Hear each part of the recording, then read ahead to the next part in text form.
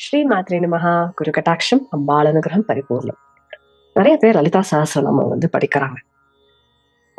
ஆனா லலிதா சஹஸ்ரநாமம் படிக்கும்போது, பாராயணம் செய்யும் போது சில தவறுகள் உச்சரிப்புல வருது. இந்த வீடியோல அது எதனால அந்த மாதிரி தவறுகள் வருது, உச்சரிக்கிறச்சு தப்பாருது அப்படிங்கறது நீங்க புரிஞ்சுருந்தீங்கன்னா, நீங்க பாராயணம் பண்றச்சு அதை சரி பண்ண நீங்க பாத்துக்கலாம். இது ரொம்ப முக்கியமான ஒரு விஷயம். நீங்க உங்களை நீங்களே கேட்க வேண்டிய ஒரு விஷயம். நீங்க லலிதா சஹஸ்ரநாமம் பாராயணம் பண்றீங்க. ஆனா நீங்க படிப்பது சரியான உச்சரிப்புல இருக்கா அப்படிங்கறத நீங்க கேட்கணும். இன்னமும் முக்கியமான ஒரு கேள்வி என்னன்னா, நீங்க தவறு செய்றீங்க உச்சரிப்புல. நீங்க லலிதா சஹஸ்ரநாமம் பாராயணம் பண்றச்சே தவறு நடக்கிறது அப்படிங்கிறது உங்களுக்கு தெரியுமா? அப்படிங்கறத நீங்க யோசிக்கணும். ஏன்னா நிறைய பேர் நிறைய வருஷங்களா பாராயணம் பண்ணிட்டு வருவீங்க. ஆனா சில உச்சரிப்புகள் பிழைகள் இருக்கும் அப்படிங்கிறது நிறைய பேருக்கு தெரியாது. அது எதனால அப்படிங்கிறது இந்த வீடியோல நீங்க புரிஞ்சுக்குவீங்க. ரொம்ப முக்கியமா இந்த வீடியோ யாரையும் குத்தம் சொல்றதுக்கோ குறை சொல்றதுக்கோ இல்ல.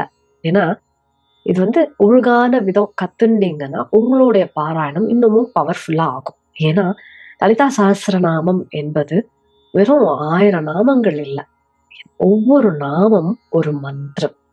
ஒரு ஒரு அது ஒரு சின்ன எழுத்து மாறினா, ஒரு சொல் தவறாக பிரிக்கப்பட்டதுன்னா, அந்த நாமத்தோடைய அர்த்தமே மாறிடும். அப்போ அந்த அர்த்தம் மாறிடுது, நீங்க ஒழுங்கான விதத்துல சொல்லல அப்படின்னா, அந்த மந்திரத்தோடைய சக்தியும் இருக்காது. அதனாலதான் அக்ஷர சுத்தி நீங்க ப்ரொனவுன்ஸ் பண்றச்சே அதுல சுத்தி இருக்கணும். அதாவது பியூரிட்டி ஆஃப் ப்ரொனன்சியேஷன். அது ரொம்ப ரொம்ப இம்பார்ட்டன்ட். ஏன்னா ஒவ்வொரு நாமமும் நான் மந்திரம்னு சொல்றேன். மந்திரம்னு சொல்றச்சு அந்த மந்திரத்தை கரெக்டான விதத்துல ப்ரொனவுன்ஸ் பண்ணாதான் அந்த மந்திரத்துக்கு சக்தி இருக்கும். இல்லைன்னா அது சும்மா சொல்ற மாதிரி, ஏதோ ஒரு வார்த்தை சொல்ற மாதிரி, ஏதோ ஒரு வேர்டை சொல்ற மாதிரி இருக்கும். சக்தி இருக்காது. அது சக்தி இருந்தாதான் அந்த மந்திரம் உங்களுக்கு வேலை செய்யும். அதாவது உங்களுக்கு சித்தி ஆகும், உங்களோட வாழ்க்கை மாறும். அது உங்களுக்கு அந்த லலிதா சஹஸ்ரநாமம் சொல்றதுக்கு அது சொல்றச்சே கிடைக்கக்கூடிய பலன்கள் உங்களுக்கு சீக்கிரமா கிடைக்கும். தப்பா சொல்றச்சே நீங்க வார்த்தைகள் தப்பு சொல்றச்சே உங்களுக்கு அர்த்தமே இருக்காது இல்லையா? அதுல பவர் இருக்காது இல்லையா? அதுதான் சக்தின்னு சொல்றோம். அதுல பவர் இருக்காது. ஹேவிங் செட் தட் நீங்க லலிதா சஹஸ்ரநாமம் படிக்கிறச்சே இனிஷியலா ஸ்டார்ட் பண்றச்சே தவறாக மிஸ்டேக்ஸ் இருக்கும். ஏன்னா உங்களுக்கு ப்ரொனவுன்ஸ் பண்ண வராது. அதனால மிஸ்டேக்ஸ் ஹேப்பன். பட் என்னன்னா நீங்க அந்த மிஸ்டேக்ஸை புரிஞ்சுண்டு நீங்க அதை சரி பண்ணிட்டீங்கன்னா, நீங்க பாராயணம் பண்றச்சே கரெக்டா வரும்.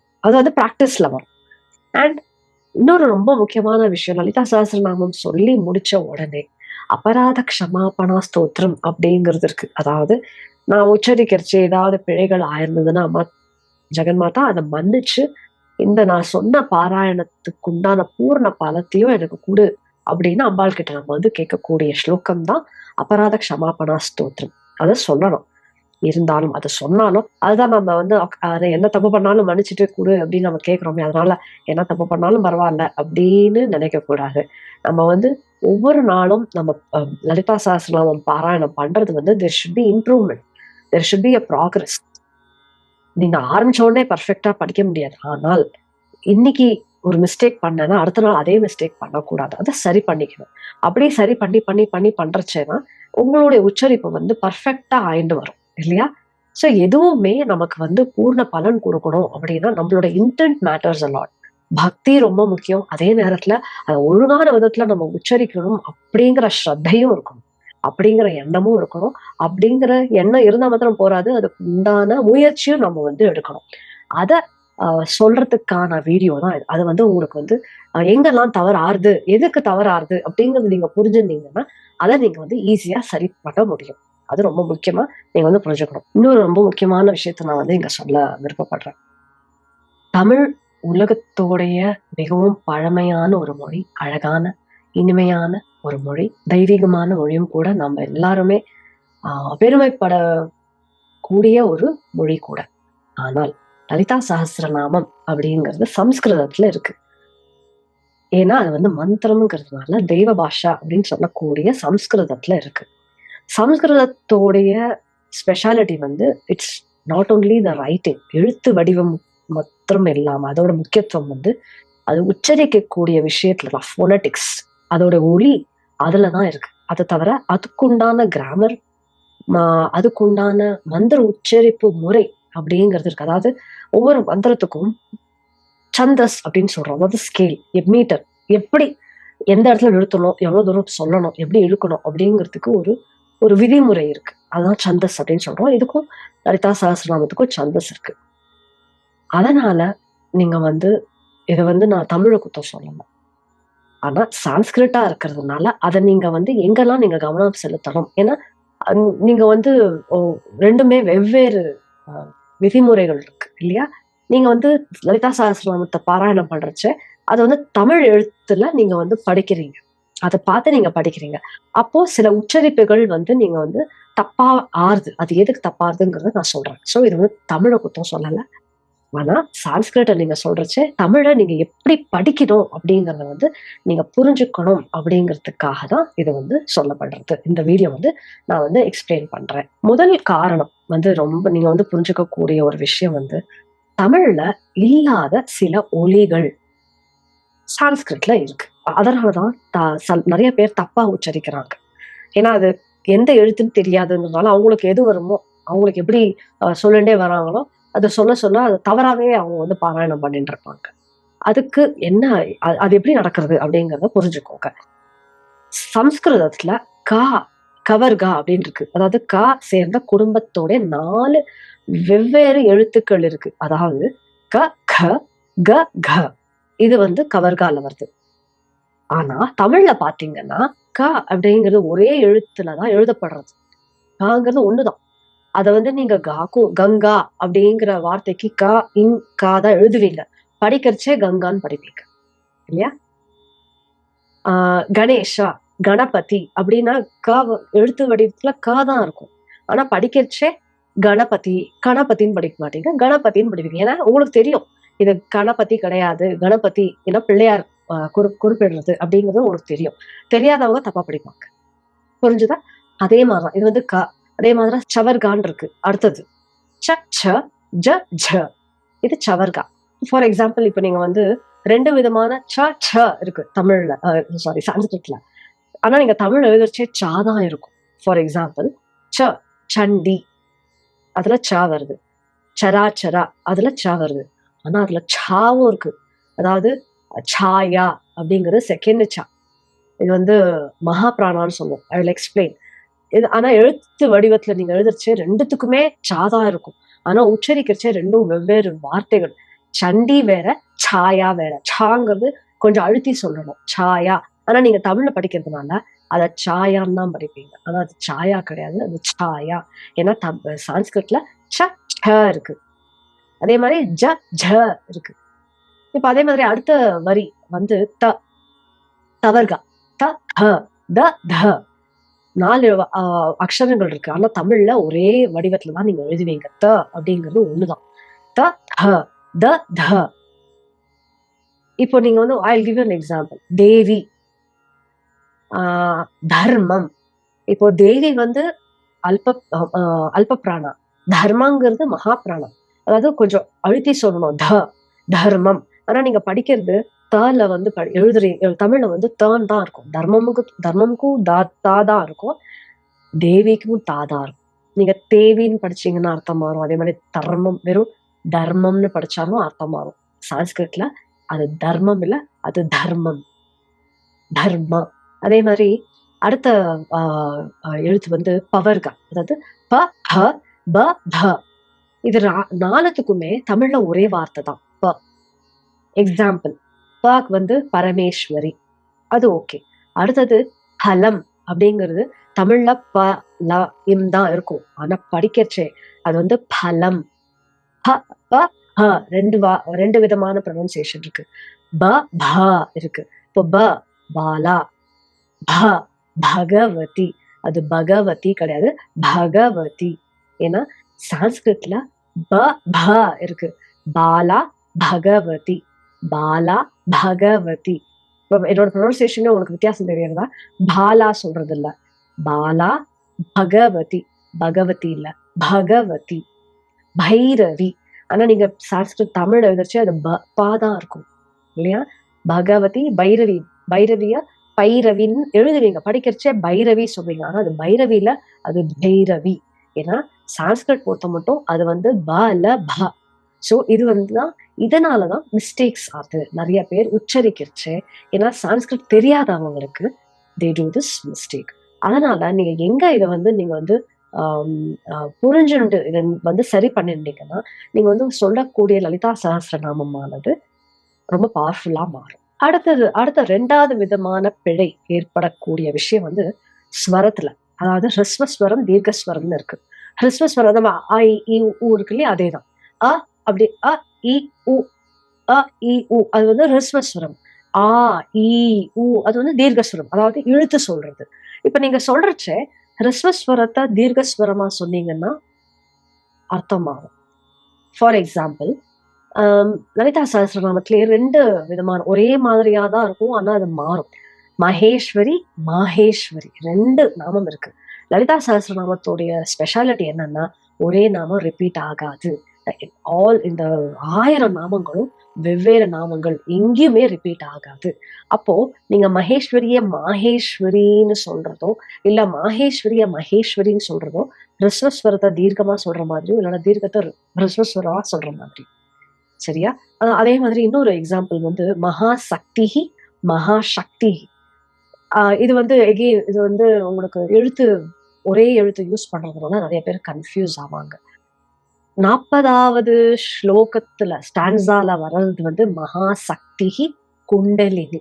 தமிழ்ல யூசுவலாவே சக்தின்னு சொல்ல மாட்டாங்க, சக்தி தான் சொல்லுவாங்க. ஆனால் அந்த மாதிரி சொல்றச்சே மந்திரம் மாறும், எழுத்து மாறும், அதோடைய மீனிங் மாறும். அப்படி மாறக்கூடாதுன்னா கரெக்டான ப்ரொனன்சியேஷன்ல நீங்க வந்து சொன்னீங்கன்னா பவர் கிடைக்கும். மகாசக்திஹி குண்டலினி விசதந்து தனியசி அப்படின்னு வரும். அத அது வந்து மகாசக்திஹி, அதாவது மகா ஆசக்திஹி.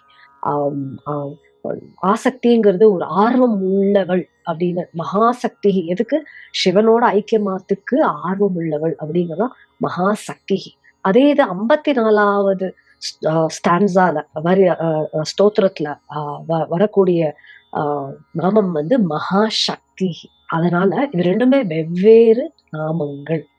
முதல் நாமம் ஒரு அர்த்தம், 2வது நாமம் வேற அர்த்தம். அதனால மகாசக்தி, மகாசக்தி, மகாசக்தி. அதே மாதிரி இந்த மகாசக்தியில நீங்க 2 டாட் இருக்கும். அதாவது நம்ம லாட்ஸ்ல நீங்க வந்து அஹா வரும். 2 டாட் வந்ததுன்னா இழுத்து சொல்லணும், ஒரு பிரெத் விடணும்.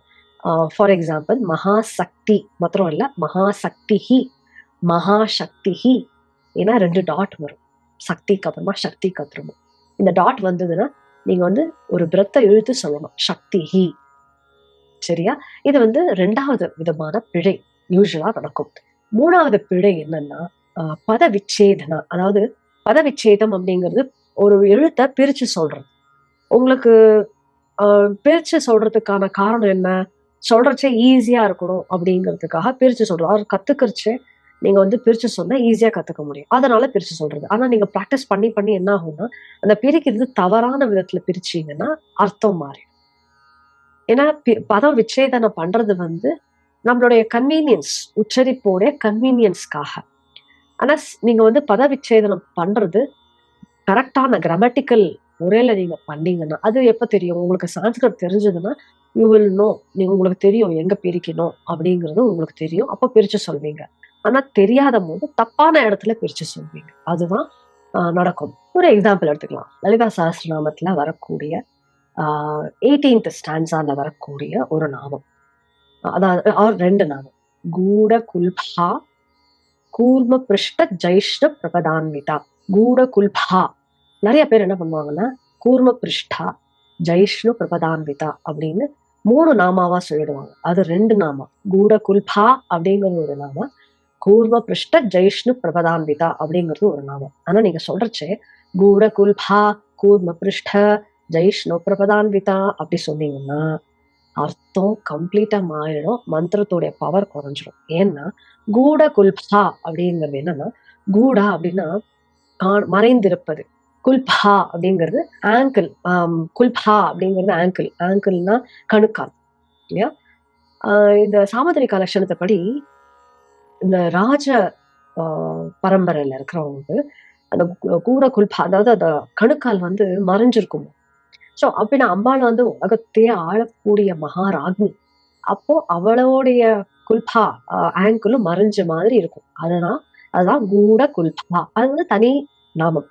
அப்படிப்பட்ட பாதங்கள் உடையவள் திரிபுர சுந்தரி, மாதா லலிதாம்பிகா அப்படின்னு நம்ம வந்து புரிஞ்சுக்கணும்.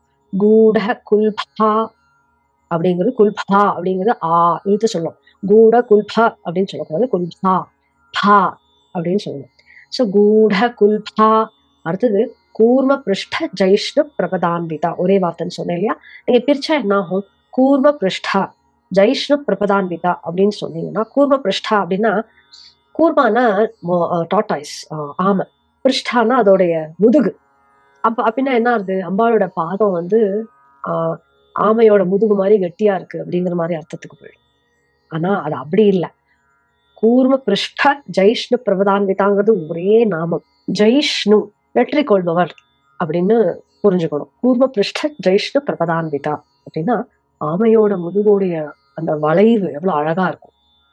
அந்த மாதிரி அம்பாளுடைய கால்கள் அதையும் விஞ்சுகிற ஜெய்ஷ்ணு, அதையும் மிஞ்சுகின்ற அழகு அம்பாளுடைய பாதங்கள். பிரபதா அப்படின்னா முன் பாதம்.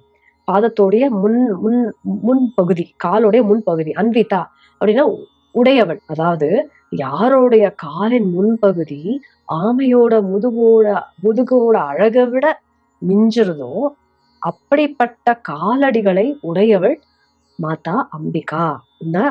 அவளே அம்பிகை அப்படிங்கிற மாதிரி அர்த்தம் இங்க. புரிஞ்சுதா? நீங்க பிரிச்சு சொல்றச்சே அர்த்தம் மாறும். இது வந்து ஒரு சின்ன எக்ஸாம்பிள். இது மாதிரி நிறைய எக்ஸாம்பிள்ஸ் இருக்கு. நீங்க வந்து பதத்தை விச்சேதனம், அதாவது பதத்தை பிரிச்சு சொல்றச்சே தப்பா பிரிச்சு சொன்னீங்கன்னா தப்பான அர்த்தம் வந்துடும். தப்பா அர்த்தம் வச்சு நீங்க சொல்லக்கூடிய லலிதா சகஸ்ரநாமத்தோடைய பாராயணத்தோடைய பலன் உங்களுக்கு வந்து கிடைக்காம போயிடுறது. அதனால தமிழ்ல எழுதப்பட்ட லலிதா சகஸ்ரநாமம் மட்டும் பார்த்து பாராயணம் செய்யும் போது இந்த உச்சரிப்பு பிழை ஏற்படக்கூடிய சான்சஸ் அதிகம். இப்போ ஃபார் எக்ஸாம்பிள் எதுக்கு அர்த்தம் மாறும்?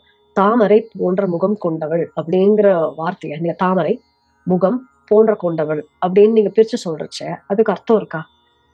தாமரைனா என்ன, எதுக்காக இந்த தாமரை பத்தி பேசப்பட்டிருக்கு அப்படிங்கிற கேள்வி வரும். போன்ற அப்படின்னா எந்த இது? முகம் கொண்டவள். முகம் கொண்டவள்னா எல்லாருமே தான் முகம் இருக்கும். அது என்ன முகம் கொண்டவள்? அதாவது பிரிச்சு சொல்றச்ச உங்களுக்கு வந்து அர்த்தம் தெரியாது. அதோடைய பவர் குறைச்சிடும். அதே மாதிரிதான் இதுக்கும். இதை ஞாபகம் வச்சுக்கோங்க. அதனால நீங்க என்ன ப்ராக்டிஸ் பண்ணுங்க, நீங்க எங்கெல்லாம் சர்ச்சா இருக்கும், நீங்க உங்களுக்கு சான்ஸ்கிரிட் தெரியாட்டா கூட அதை வந்து ஒழுங்கான ப்ரொனன்சியேஷன் பண்ணக்கூடியவங்க இருப்பாங்க இல்லையா, அதை நீங்க கேட்டு நீங்க வந்து உங்களை வந்து ப்ராக்டிஸ் பண்ணிக்கோங்க. That is a best way. அடுத்த ரொம்ப முக்கியமான ஒரு விஷயம், நிறைய பேர் அதை வந்து கேட்டுட்டு இருந்தீங்க. இது ஆக்சுவலி எனக்கு தெரிஞ்சிருக்கல. இந்த மாதிரி லலிதா சகஸ்ரநாமம் வந்து தமிழ்ல டிரான்ஸ்லேட் ஆகி அதுல தமிழ் லலிதா சகஸ்ரநாமம் நிறைய பேர் சொல்றாங்க அப்படின்னு சொல்லிட்டு இருக்காங்க. என்கிட்ட நிறைய பேர் கேட்டாங்க, இந்த மாதிரி எனக்கு சான்ஸ்கிரிட் வராது, அதனால நான் தமிழ்ல சொல்லலாமா அப்படின்னு கேக்குறாங்க. இப்போ இதுக்கு கரெக்டான பதில் சொல்லணும் அப்படின்னா இரண்டுமே வேற வேற. It's not same. ஏன்னா தமிழ்ல உள்ள அர்த்தத்தை மட்டும் படிச்சா அதே பலன் கிடைக்குமா அப்படிங்கறத நீங்க வந்து யோசிக்கணும். இதுக்கு ஒரு எதுக்கு இது ரொம்ப இம்பார்ட்டன்ட்னா, இங்க வந்து நம்ம வந்து ஒரு முக்கியமான விஷயத்த வந்து புரிஞ்சுக்கணும். லலிதா சகஸ்ரநாமம் அப்படிங்கிறது ஸ்தோத்திரம் மட்டும் அல்ல, அது மந்திர ஸ்வரூபம். இதுல ஒவ்வொரு நாமாவும் ஒவ்வொரு மந்திரம், ஒவ்வொரு அக்ஷரமும் ஒவ்வொரு ஸ்வரமும் ஒவ்வொரு ஒளியும் நம்ம ரிஷிகள் அனுபவிச்சு தெய்வீக சக்திய தாங்கி நிற்கக்கூடிய விஷயம்தான் அந்த மந்திரம். அதனாலதான் ஸ்ரீவித்யா சம்பிரதாயத்தை அதனாலதான் மந்திர சுத்திங்கிறது இருக்கு. அதாவது உச்சரிப்பு வந்து கரெக்டா இருக்கணும். இப்போ மொழிபெயர்ப்பு எதுக்காக? இப்போ தமிழ்ல மொழிபெயர்க்கப்பட்ட லலிதா சகஸ்ரநாமம் ரொம்ப யூஸ்ஃபுல். எப்போ உங்களுக்கு வந்து அத வந்து உங்களால புரிஞ்சுக்க முடியாது, ஈஸியான லாங்குவேஜ்ல இருக்கிறதுனா புரிஞ்சுக்க முடியாது. நான் ஒரு சிம்பிள் கேள்வி கேட்கிறேன். விநாயகராகவன், திருப்புகழ் அதெல்லாம் எடுத்துட்டீங்கன்னா அதுல வரக்கூடிய தமிழ் வார்த்தைகள் நிறைய தமிழ்காரங்களுக்கே தெரியாது. அப்படின்னா நீங்க வந்து தமிழ்ல இருக்குன்னாலும் அது படிக்கிறச்சே உங்களுக்கு கஷ்டமா இருக்கும், உங்களுக்கு புரியாது. அதுவே நீங்க வந்து தெரிஞ்சுக்கணும் இல்லையா, புரிஞ்சுக்கணும் இல்லையா, அதுக்கு நீங்க வந்து எஃபர்ட் எடுப்பீங்கல்ல, அதே மாதிரிதான் இருக்கும். தமிழ்ல இருக்குங்கிறதுக்காக உங்களுக்கு புரியும்னு சொல்ல முடியாது. இப்போ மேபி அந்த லலிதா சகஸ்ரநாமத்தை ஈஸியா புரியக்கூடிய வழியில டிரான்ஸ்லேட் பண்ணிருக்கலாம் ஏன்னா எனக்கு தெரியாது. பண்ணிருக்கலாம். ஸோ தமிழ்ல இருக்கக்கூடிய லலிதா சஹஸ்ரநாமம் உங்களுக்கு வந்து அர்த்தத்தை புரிஞ்சுக்கக்கூடிய அர்த்தத்தை புரிஞ்சுக்கிறதுக்கு உதவுறது. அது பக்திய வளர்க்கும், தியானத்தை ஆழப்படுத்தும். ஆனால் it won't replace Sanskrit Lalitha Sahasranamam. அர்த்தத்தை புரிஞ்சு கொள்வதுங்கிறது ஒண்ணு, மந்திரத்தை ஜபிக்கிறதுங்கிறது வேற. லலிதா சஹஸ்ரநாமம் சான்ஸ்கிரிட்ல இருக்கிறது மந்திரம். அதை வந்து உங்களால மாத்த முடியாது. ஃபார் எக்ஸாம்பிள், நீங்க வந்து ஓம் நம சிவாய அப்படிங்கிறது மந்திரம். தமிழ்ல வந்து சிவபெருமானே போற்றி அப்படின்னு நீங்க வந்து சொல்றீங்க. போற்றி சொல்றது தப்பு இல்லை, ஆனால் அது வேறு. போற்றின்னு சொல்றது வேற, நம சிவாயா ஓம் நம சிவாயா அப்படின்னு ஜபம் பண்றது வேற. ஓம் நம சிவாயாங்கிறது மந்திரம். அது வெறும் நாமாவோ ஒரு வேர்டோ கிடையாது. அர்த்தம் பார்த்தா சரிதான், போற்றி சொல்றது சரிதான். ஆனா மந்திரத்தின் ஒளியையும் அதிர்வையும் மந்திர வடிவத்தையும் மாற்ற முடியாது. அதே மாதிரிதான் லலிதா சஹஸ்ரநாமத்துல இருக்கக்கூடிய ஒவ்வொரு நாமாவும். தமிழ் அர்த்தம் நீங்க வந்து தெரிஞ்சுக்கலாம், அது வந்து உங்களுக்கு வந்து இன்னும் நல்லா சொல்றதுக்கான வழி கிடைக்கும். ஆனால் மூலம் சம்ஸ்கிருத மந்திரத்தின் இடத்தை எடுத்துக்கொள்ளாது. அதை நீங்க புரிஞ்சுக்கோங்க. அப்படின்னா என்ன செய்யணும்? முதல்ல லலிதா சஹஸ்ரநாமத்தை சம்ஸ்கிருதத்துல பாராயணம் பண்ணுங்க. நிதானமா யூ லேர்ன் டு சாண்ட். அப்புறமா தமிழ் அர்த்தத்தை படிங்க. அப்போ என்ன ஆகும்? பாராயணம் பண்றச்ச ஒவ்வொரு நாமத்தோட அர்த்தத்தையும் நீங்க வந்து தெரிஞ்சுட்டு சொல்றச்ச உங்களுடைய பாவம் வந்து ஸ்ட்ரென்த் ஆகும். அப்ப என்ன ஆகும்? அந்த மந்திரத்தோட சக்தி உங்களுக்கு கிடைக்கும். அதே நேரத்துல ஒவ்வொரு நாமத்தோட அர்த்தத்தையும் புரிஞ்சுக்கிறீங்க.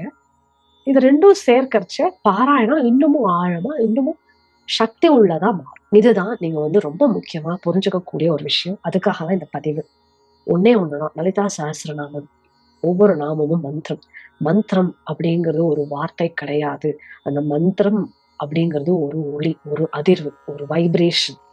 அதனாலதான் முடிஞ்ச வரை நீங்க வந்து அதை தெரிஞ்சுட்டு கரெக்டா பாராயணம் பண்ணிப்பாங்க. அப்போ உங்களோட பாராயணம் ஒளியாகவும் நிறைவடையும், அர்த்தத்தாலும் நிறைவடையும், அதோடைய வைப்ரேஷனும் உங்களுக்கு ஒர்க் ஆகும். அதுக்கு உண்டான பலன் உங்களுக்கு சீக்கிரமா வந்து சேரும். ஸோ இதுதான் நீங்க தவிர்க்கக்கூடிய சில பிழைகள், சில மிஸ்டேக்ஸ் லலிதா சஹஸ்ரநாமம் பாராயணம் பண்றச்சு. நான் வந்து லலிதா சஹஸ்ரநாமம், தேவி கட்கமாலா ஸ்தோத்திரம், சக்தி உபாசனா அல்ல வரக்கூடிய நிறைய ஸ்தோத்திரங்கள் எல்லாம் கிளாஸ் கொடுக்குறேன். It's a recorded video course. ஆனால் இது இங்கிலீஷ்ல தான் இருக்கு இப்போதைக்கு. இஃப் யூ ஆர் இன்ட்ரெஸ்டட், நான் வந்து இது வீடியோ கீழே லிங்க் கொடுத்துருக்கேன். அங்க நீங்க வந்து கத்துக்கலாம். இப்படி ஒவ்வொரு இங்கிலீஷ்ல இருக்கும் எக்ஸ்பிளனேஷன், கிராமட்டிக்கலா எப்படி ப்ரொனவுன்ஸ் பண்ணணும்னு கத்துக்கலாம், அதோட அர்த்தத்தையும் கத்துக்கலாம், அதை எப்படி யூஸ் பண்ணலாம், அர்ச்சனை பண்றச்சு எப்படி யூஸ் பண்ணணும் அப்படிங்கிற விஷயத்தையும் கத்துக்கலாம். So if you are interested, நீங்க வந்து அந்த கோர்ஸுக்கு என்ரோல் பண்ணலாம். இந்த வீடியோ மூலயமா இது வந்து நம்ம வந்து பார்த்தது வந்து வெறும் உச்சரிப்பு தவறு மாத்திரம் இல்லை. இது நீங்க எதுக்கு இதை புரிஞ்சுக்கணும்னா, நம்ம லலிதா சஹஸ்ரநாமம் வந்து ஒவ்வொரு நாமமும் மந்திரம்னு சொன்னேன். அந்த மந்திரத்தோடைய பவர், அதை வந்து பாதுகாக்கணும். அதை தெரிஞ்சுட்டு நீங்க பண்ணீங்கன்னா உங்களுக்கு சீக்கிரமா பலன் கிடைக்கும். அது ஒண்ணு. அந்த மந்திரத்தோடைய புனிதத்தையும் நம்ம புரிஞ்சுக்கணும். ஒரு குரு பரம்பரை மூலியமா வரக்கூடிய விஷயம்தான் மந்திரம். ஏன்னா நீங்க வந்து படிச்சு தெரிஞ்சுக்கக்கூடிய கத்துக்கக்கூடிய விஷயம் கிடையாது, கேட்டு கத்துக்கக்கூடிய விஷயம். அதனால நம்மளுடைய எந்த மந்திரம் பார்த்தேன்னாலும் குரு பரம்பரையா, குரு சொல்லிதான் கேட்டுதான் சிஷ்யா வந்து கத்துப்பான். அப்படிதான் நம்மளோடது இருக்கு. ஏன்னா எல்லாமே ஒளி சம்பந்தமானது, எழுத்து சம்பந்தமானது கிடையாது. அதனால குரு பரம்பரையையும் நம்ம வந்து அந்த பரம்பரையையும் நம்ம வந்து பாதுகாக்கணும். சம்ஸ்கிருதத்தோடைய தெய்வீக ஒளியையும் பாதுகாக்கணும். அதுதான் அதுக்குண்டான ஒரு சின்ன முயற்சி தான் இந்த வீடியோ. அதனாலதான் ஒரே ஒரு விஷயம் நீங்க வந்து என்ன புரிஞ்சுக்கணும்னா, பக்தி இல்லாத உச்சரிப்பு முழுமையாகாது, உச்சரிப்பு இல்லாத பக்தியும் முழுமையாகாது. இரண்டுமே ஒன்றா இருந்தாதான் அந்த மந்திரம் அதோடைய முழு சக்தியும் நம்ம வாழ்க்கையில ஒர்க் பண்ணும். நம்மளோட வாழ்க்கையில செயல்பட தொடங்கும். அம்பாளுக்கு நம்மளுடைய பக்தி கண்டிப்பா தெரியும்.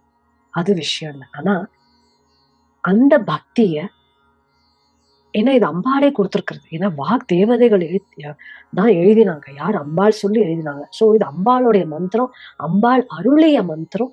முடிஞ்ச வரைக்கும் சரியான முறையில உச்சரிப்பு மூலியமா நம்ம அது வந்து கத்துண்டு நம்ம வந்து சரிப்படுத்தினோம்னா, சரிப்படுத்தி ஆக்சுவலி அத சரிப்படுத்துவது நம்மளோட கடமை. இல்லையா? அதனால இத வந்து கத்துக்கக்கூடிய முயற்சியில நீங்க வந்து இறங்குங்க.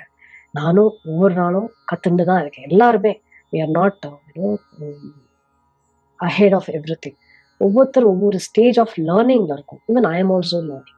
அதனால தான் இந்த வீடியோவ அ ஒரு விமர்சனமா பார்க்காம, நம்ம பாராயணத்த இன்னும் சிறப்பா மாற்றிக் கொள்வதற்கு ஒரு வாய்ப்பாக பாருங்க அப்படின்னு நான் வந்து உங்ககிட்ட ஒரு வேண்டுகோளா முன்னாடி வைக்கிறேன். இந்த வீடியோ உங்களுக்கு பயனுள்ளதா இருந்தா, உங்களுக்கு தெரிஞ்சவங்க, நண்பர்கள், உங்களுடைய குடும்பத்தினர் யார் பாராயணம் செய்றாங்களோ, இத பகிருங்க. ஏன்னா அவர்களும் சரியான ஒரு உச்சரிப்ப கத்துண்டு பாராயணம் செய்து, அம்பாளுடைய அனுகிரகத்த உங்க வாழ்க்கையில பெறுங்க. ஏதாவது சந்தேகம் இருந்தா கேளுங்க. I'll be happy to help you. குரு கடாட்சம், அம்பாள் அனுகிரகம் பரிபூரணம். ஸ்ரீ மாத்ரே நமः.